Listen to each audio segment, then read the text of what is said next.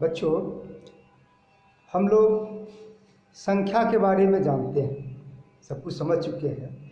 संख्याओं का जो समूह है उसमें दो अवयव बहुत महत्वपूर्ण हैं। हिंदी में एक को तत्समक और दूसरे को प्रतिलोम कहते हैं। वहीं अंग्रेजी में तत्समक को आइडेंटिटी और प्रतिलोम को इन्वर्स कहते हैं। आज हम उन्हीं दो संख्याओं के बारे में समझते हैं और देखिएगा बहुत आसान है। आप लोग उस दोनों संख्याओं को जानते हैं, बस हम सिर्फ उसका नामकरण कर रहे हैं और ये बतलाएंगे कि तत्समक और प्रतिलोम क्या है, आइडेंटिटी और इन्वर्स है क्या चीज़। तो यहाँ पर दो संक्रिया का ध्यान करते हैं हम लोग, एक जोड़ की संक्रिया और दूसरे गुणा की संक्रिया। इस दोनों संक्रिया के तहत कोई हमारा तत्समक होगा, कोई प्रतिलोम होगा और कोई आइडेंटिटी या इन्वर्स होगा। हम लोग यहाँ तत्समक और इन्वर्स, योज्य तत्समक यानी कि जोड़ के तहत, जोड़ with respect to addition operation, जो एलिमेंट, जो संख्या हमारा आइडेंटिटी होगा और with respect to multiplication operation हमारा जो आइडेंटिटी होगा उसकी चर्चा करेंगे। उसी प्रकार with respect to addition operation जो हमारा इन्वर्स होगा और with respect to multiplication operation. तो हम लोग ये सब जानते हैं, आगे जोड़ और गुणा जानते हैं, आगे हम लोग इसकी चर्चा करते हैं। तत्समक अवयव कहते हैं वह संख्या जिसको किसी संख्या में अगर हम जोड़ देते हैं तो वह संख्या अपरिवर्तित रहती है। जैसे कि 5 में हम कोई चीज़ जोड़ दिए तो 5 ही रह जाए। 11 में कोई चीज़ जोड़ देंगे 11 ही रह जाए। तो जो चीज़ को जोड़ने से, जिस संख्या को जोड़ने से 5 और 11 अपरिवर्तित रह जाएगा, या कोई भी संख्या में जोड़ेंगे तो वो संख्या तत्समक अवयव कहलाएगा। जोड़ के सापेक्ष में योज्य तत्समक उसको कहेंगे, योज्य तत्समक। तो हमको लगता है कि आप समझ गए हैं कि वह संख्या है क्या चीज़। हम पहले ही बोल चुके थे कि आप समझ रहे हैं। हम सिर्फ एक नामकरण कर रहे हैं कि उस संख्या को क्या कहते हैं। तो हम समझ रहे हैं कि यहाँ 5 में अगर हम शून्य जोड़ देते हैं तो 5 ही रह जाएगा, अपरिवर्तित रह गया, तो छोड़ देते हैं। आप समझ रहे हैं। उसी प्रकार 11 में या किसी भी चीज में, मान लीजिए 17 में हम शून्य जोड़ दिए, 17 रह गया, कोई चेंजिंग नहीं हुआ। जब हमारा ये कोई चेंजिंग रिजल्ट जो है सो 5 का 5 रह गया, 17 का 17 रह गया, कोई चेंजिंग नहीं होता है, तब इस संख्या को, जो संख्या इसमें जोड़ी जाती है, उसको हम लोग तत्समक अवयव कहते हैं। तो क्लियर है कि जोड़ के लिए तत्समक अवयव हमारा शून्य होगा। चलिए इसको याद रखना है। सिर्फ याद रखने के लिए हम लोग आज एक वीडियो ये बना रहे हैं, आप इसको रखिएगा। जोड़ योज्य का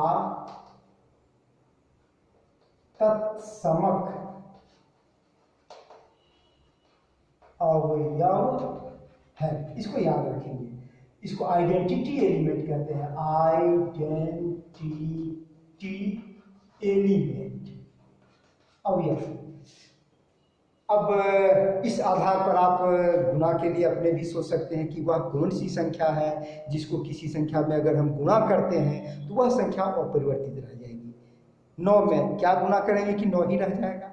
15 में क्या गुणा करेंगे कि 15 ही रह जाएगा, कोई चेंजिंग नहीं होगा।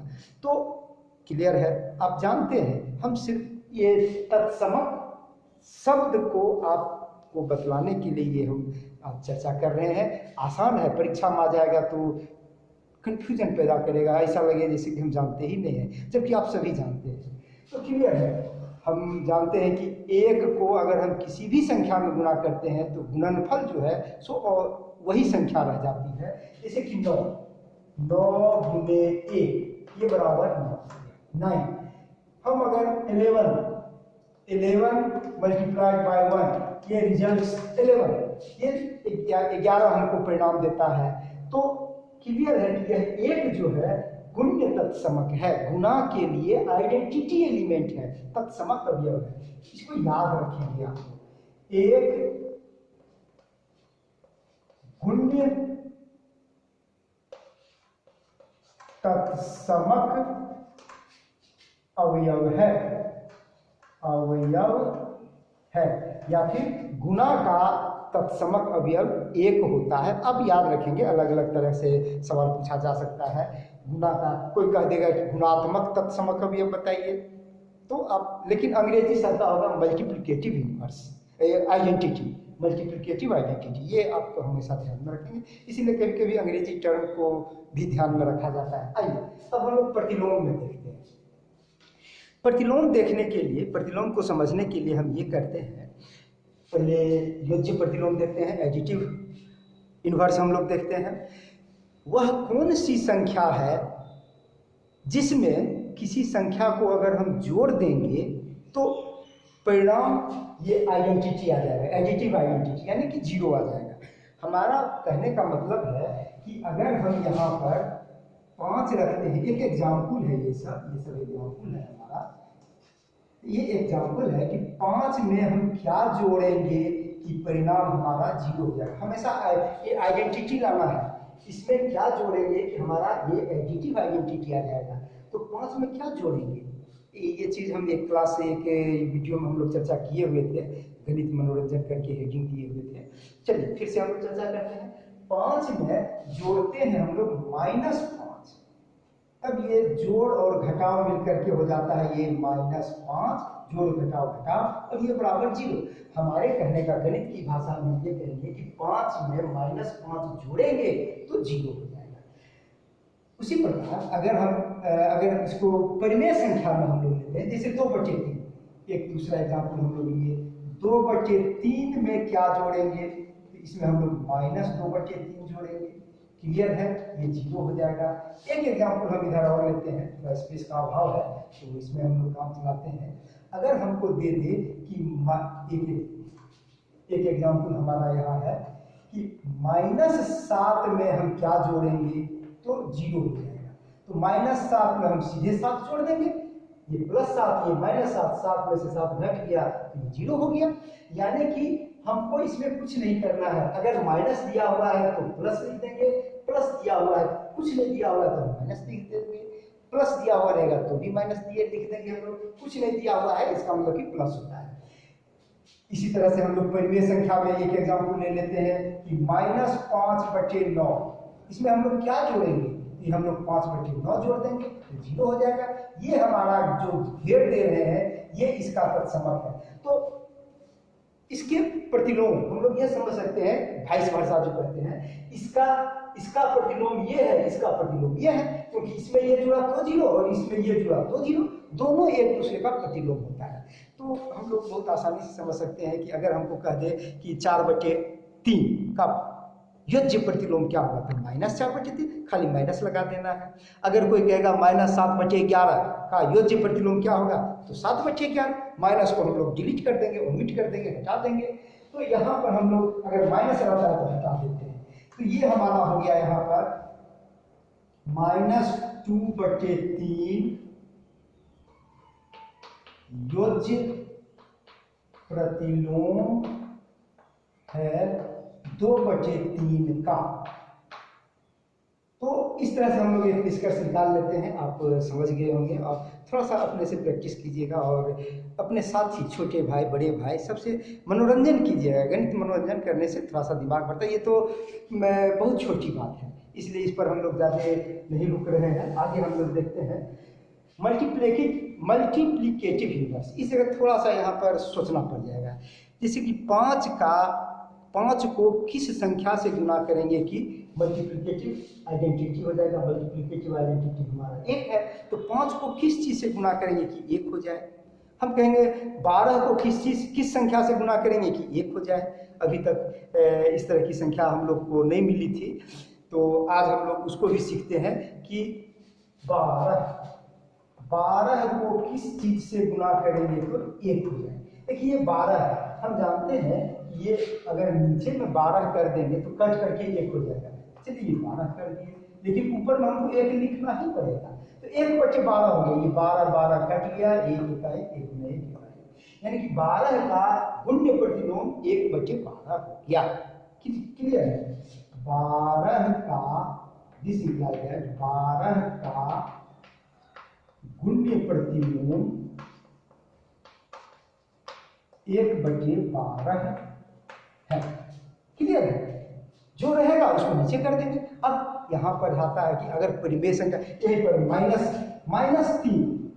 -3 का गुण्य प्रतिलोम, तो इसमें हम लोग क्या करेंगे, -3 को कितना से गुना करेंगे, 1/-3 जो है उसी से काटेंगे, तब नहीं कट करके माइनस भी कट जाएगा, 3 भी कट जाएगा, तो 1 हो जाएगा। ये हो गया 1।